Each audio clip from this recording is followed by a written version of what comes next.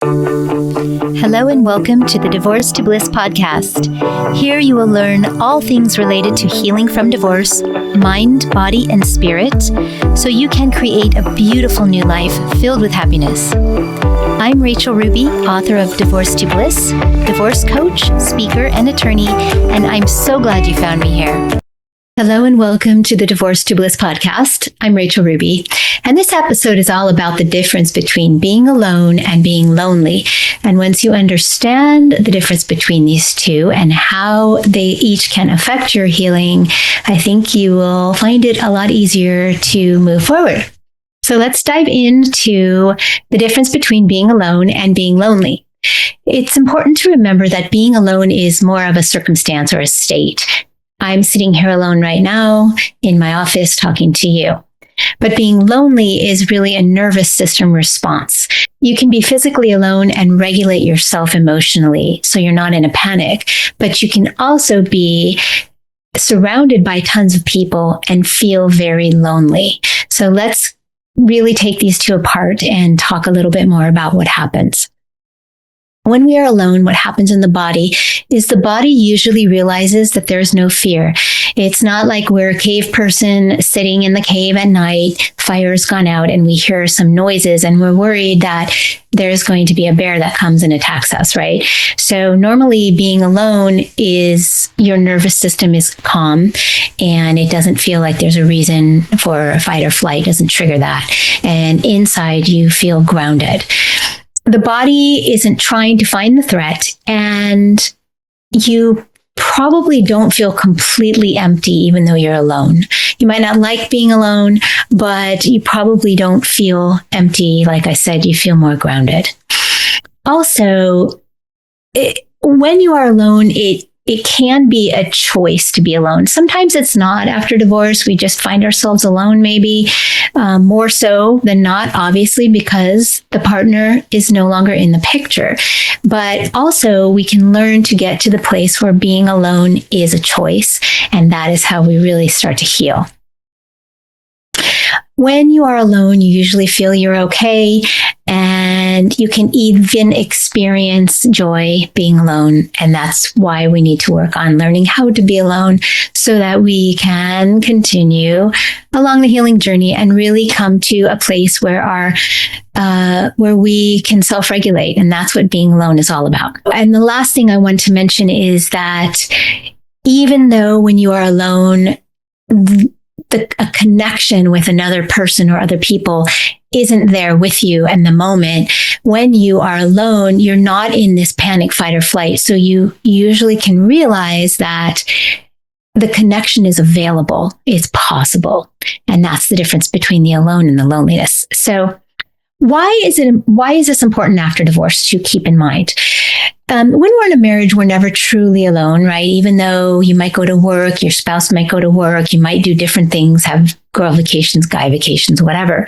But we have a partner. So we're as I always say, we're part of this we, right?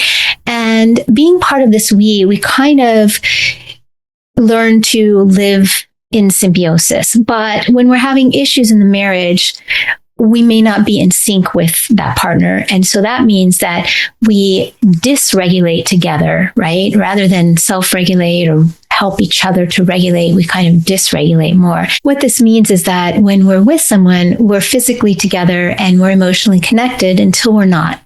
And when we're not emotionally connected, that becomes dysregulation. And that might come up in terms of feeling misunderstood, feeling like someone's not holding space for you, not listening to you, and just feeling unsettled when you're together. So learning to be alone in a healthy way is a huge part of healing. Now let's talk about the state of loneliness. Now, loneliness is not just a state of being, but it is a nervous system state. So your nervous system gets involved in this. It's not just like you can say, here I am, I'm lonely.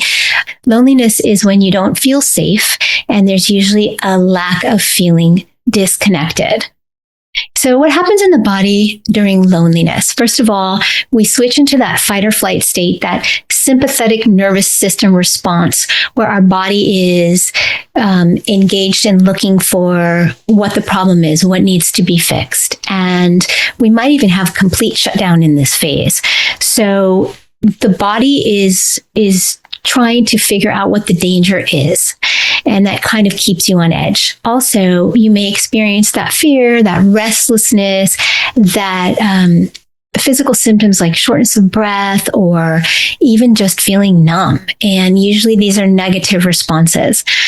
Also, you might question whether there's something wrong with you, or how you can stop these feelings so you can feel like yourself again. And this can lead into feeling like you did something wrong. So it's interesting to note at this stage that many people are so dysregulated that they rush into dating, thinking that they need someone else to come and regulate them, thinking that someone else is going to come along and make them feel better and take away this feeling of kind of being lost in space, right?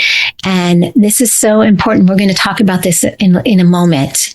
So next, I want to talk about why loneliness can escalate after divorce. When you are divorced, you are obviously no longer part of that we, and you just become a me.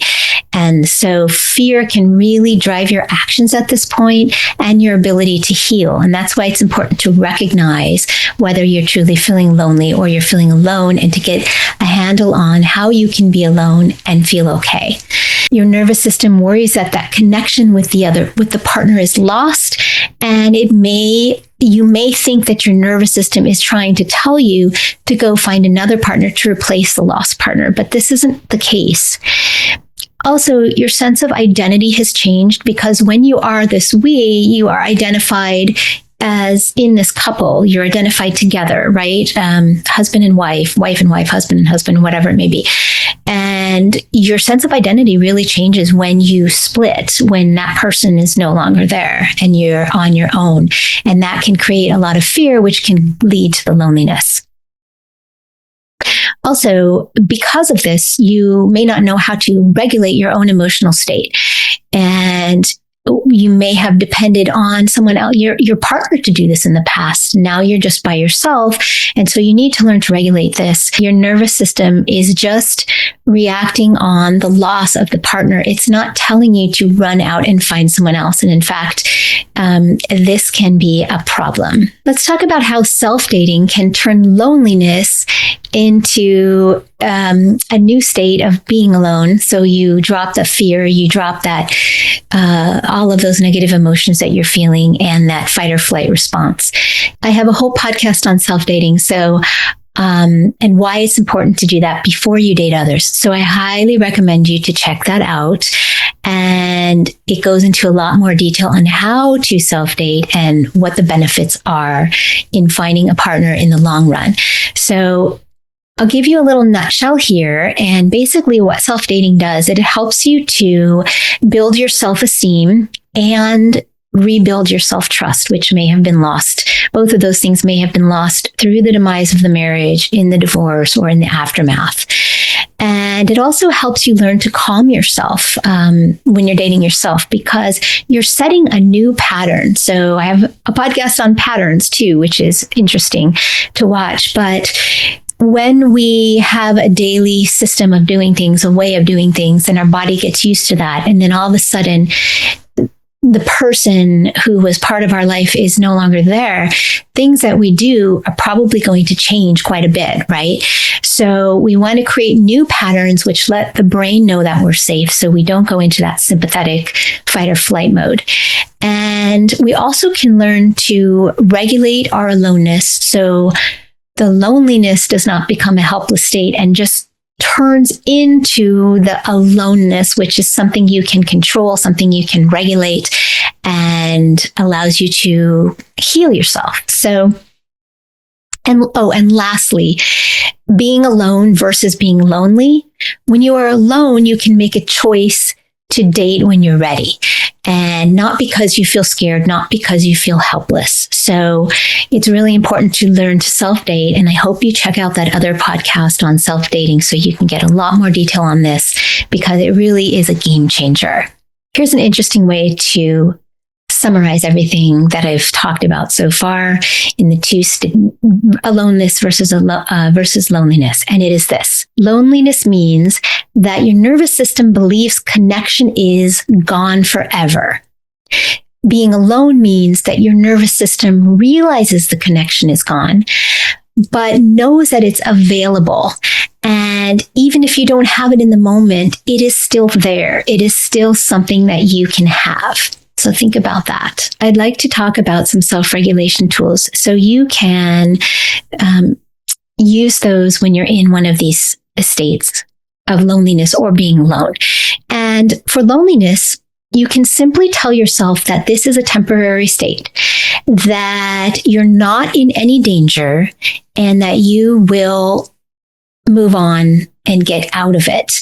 And it's really important to acknowledge this and tell yourself this, because you're helping your brain to understand that this is just something you're moving through. And with being alone, just identifying that versus loneliness, just identifying that you are alone, really can help you feel calmer. It can help you know that you can regulate it, know that you are not acting out of or in a state of fear.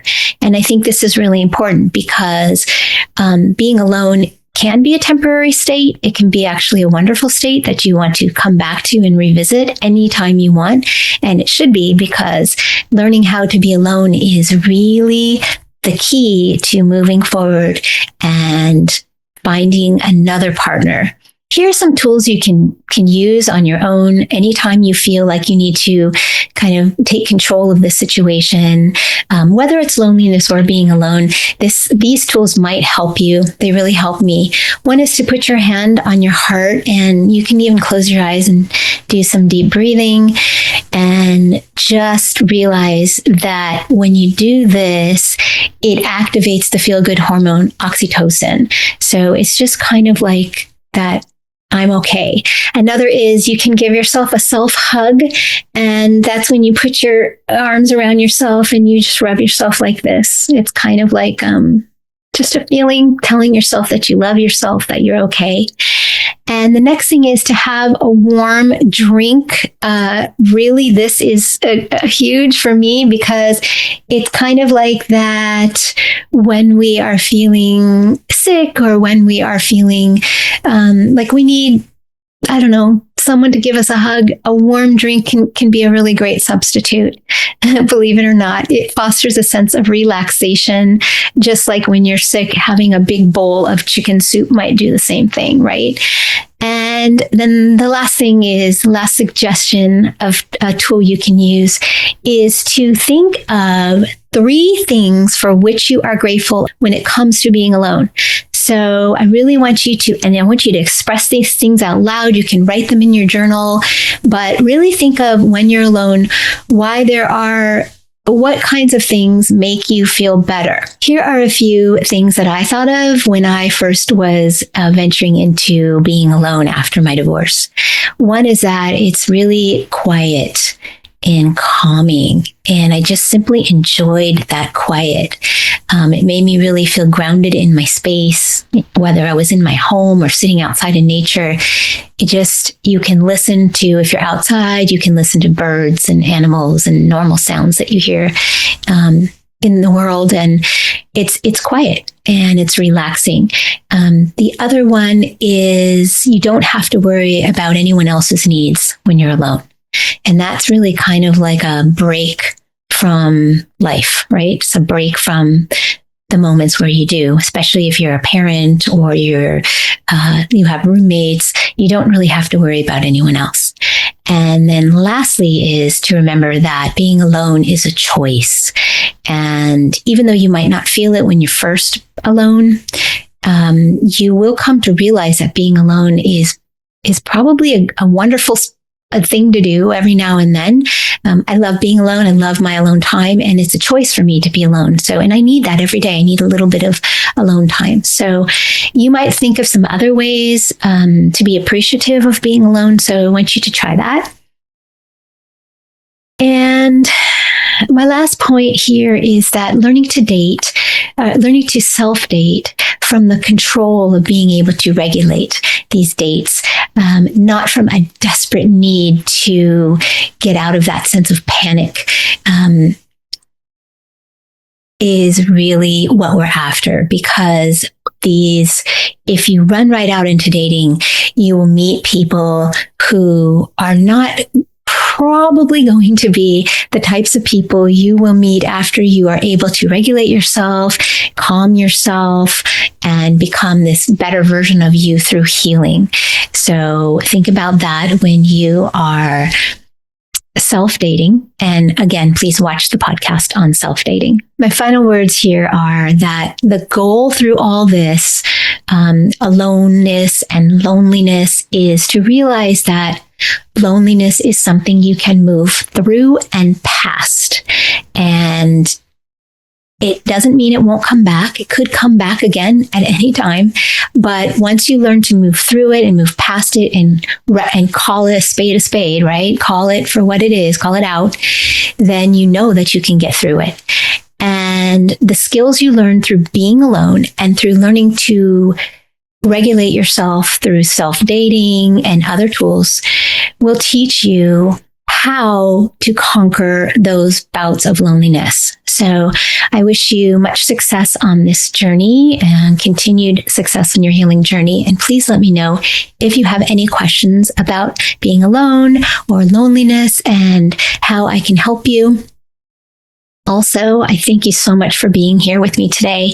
And I would like to ask you a favor, and that is to support me by following me, subscribing to this podcast, liking it, commenting, and sharing, because you never know when someone you know or someone you meet may need some advice like this to help them get through a difficult time. So again, thank you so much for being here today.